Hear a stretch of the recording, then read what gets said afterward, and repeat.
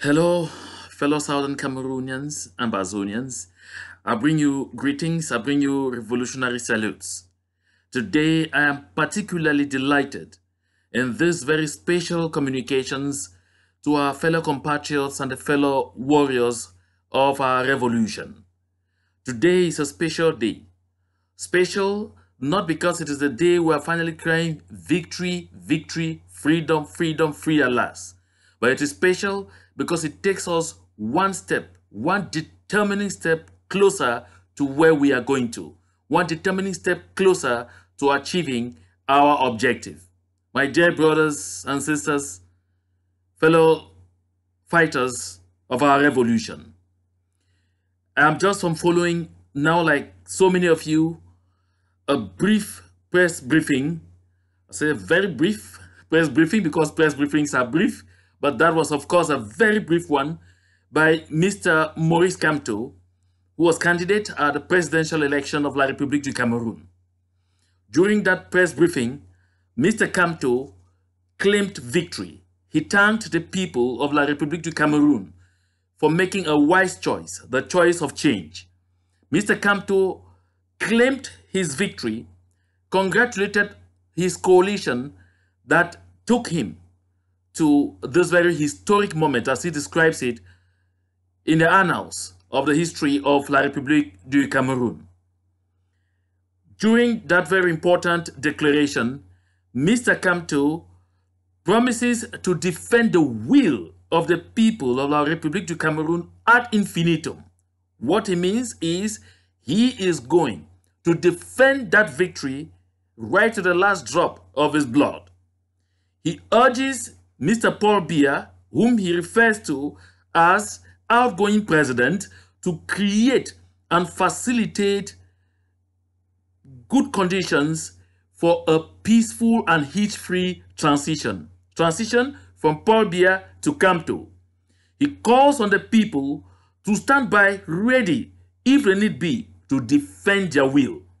And he offers Mr. Paul Biya and his family, perhaps with his close aides, immunity against any form of legal proceedings, freedom to live around the country at peace, and privileges that will match his rank as former head of state, and of course, protection. This offer is in case Mr. Biya behaves himself.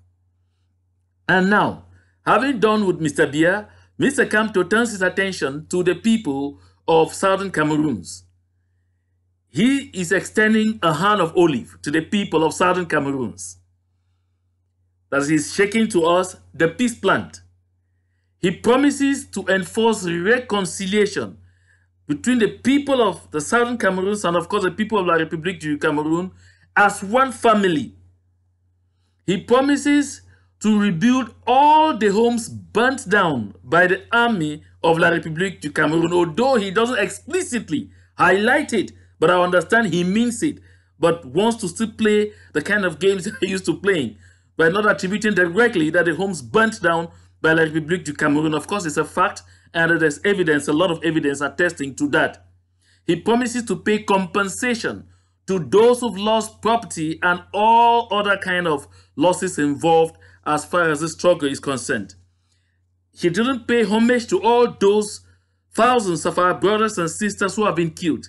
Neither did he pay homage to all those who have been burnt alive in our houses. Anyway, I didn't expect him to pay that kind of homage to our people. By the way, I mean, that is not his concern.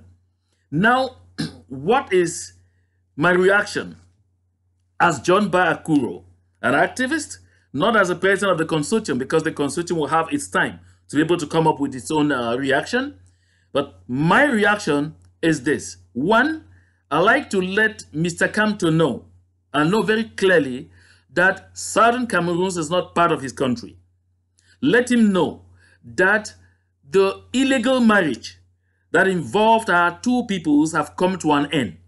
Let him know that our status of slaves and subhumans is over. And let him know that the train of the restoration of our independence, which independence was effectively restored on the 1st of October 2017, that train will not stop.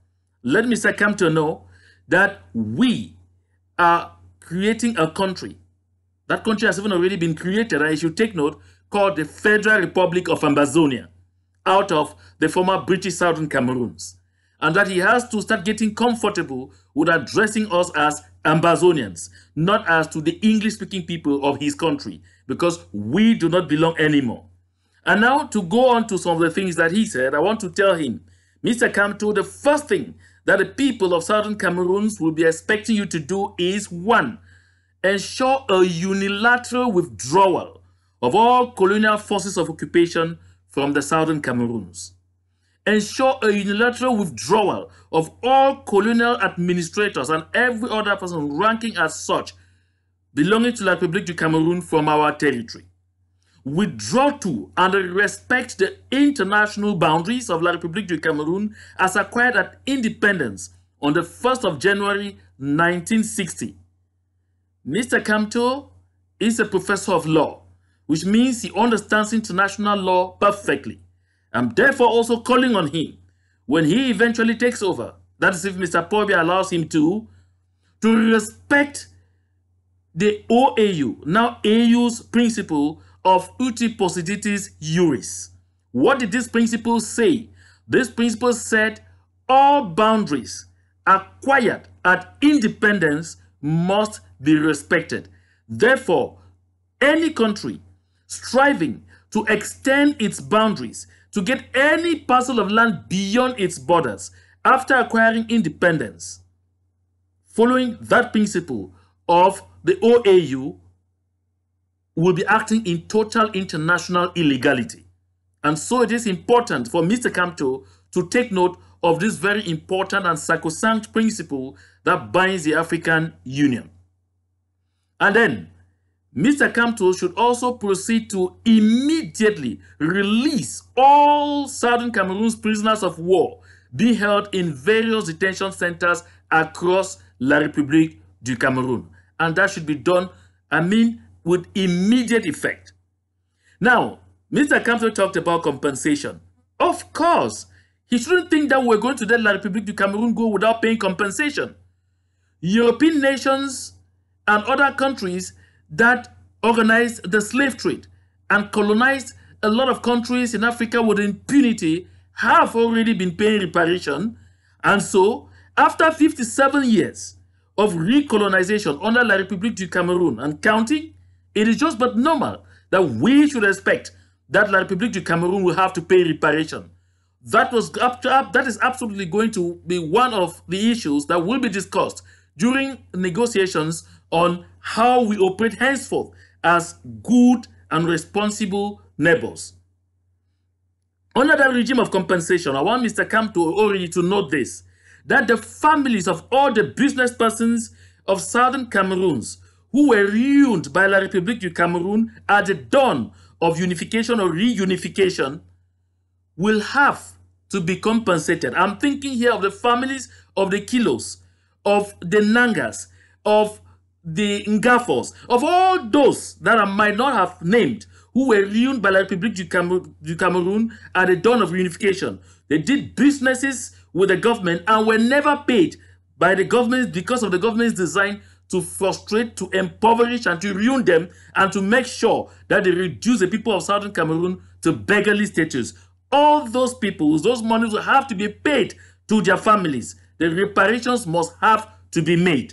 Again, Mr. Kamto should note that we will expect La République du Cameroon to do reparation for, one, the destruction of the Public Works Department, PWD, whose machines were all carted to Yaoundé and none has ever been accounted for until this day. The destruction of PowerCam, the destruction of Cameroon Bank, in which a lot of loans were given to people east of the Mungo, and they never paid back those loans, ruining that bank. Those were the savings of the people of Southern Cameroons from so much labor and toil. Reparation with respect to the ruining of the National Produce Marketing Board. The collapse of the National Produce Marketing Board ruined a lot of Southern Cameroon's farmers. And so they deserve, their families deserve compensation. And there is so much more in the pipeline that I'm going to talk about. And I want, at this juncture, to address some very important issue in our revolution. I see the desperate so-called elite in Yaoundé, who have been hanging on the crumbling Mr. Paul Biya, continue in their desperate attempt to sow seeds of discord among our people. They erroneously, and of course, when I say erroneously, may even be abuse of language. They know and they deliberately go out there to give false information and give false impression to our people in trying to break us. There is this fallacy that they say all natural resources in southern Cameroon are lodged in the southern zone. Let me make this clear that La République du Cameroon has been holding back this information from us for quite a while now, because they wanted to be sure that they crush us and separate us and actually fragment us to the point where we cannot do anything before releasing this very important information. That onshore oil has been discovered in the northern zone, in the North Plain. That onshore oil, I mean very important reserves of onshore oil, just like the ones discovered in the Logon-Birini area in the far north region of La République du Cameroon. And so, stop deceiving yourself. That oil is located only in the southern zone. We have oil all over southern Cameroons. And I want us to note, there are no soils in southern Cameroons that are not fertile. Soils all over southern Cameroons are fertile. Our people, both in the northern and the southern zone, are a hard-working set of people. Our people who have acquired the best kind of education across the board. We have some of the best human resources, not only La République, but all of Africa. Not only southern Cameroons, I beg your pardon, but all of Africa can really boast of, who are of southern Cameroon's origins. And with these very important resources, we are going to make our country a very distinct and very attractive country on the African continent. My dear brothers and sisters, Ambazonia is a reality. My dear brothers and sisters, that Ambazonia could be, within just a few years, transformed into a serious international investment hub is an absolute possibility. This is why we should not allow ourselves at this juncture to be deceived, to be manipulated, and to be hurried into some kind of stupid agreements, simply because someone would tell us he is just new in a 2D and was not responsible for all the things that have been happening.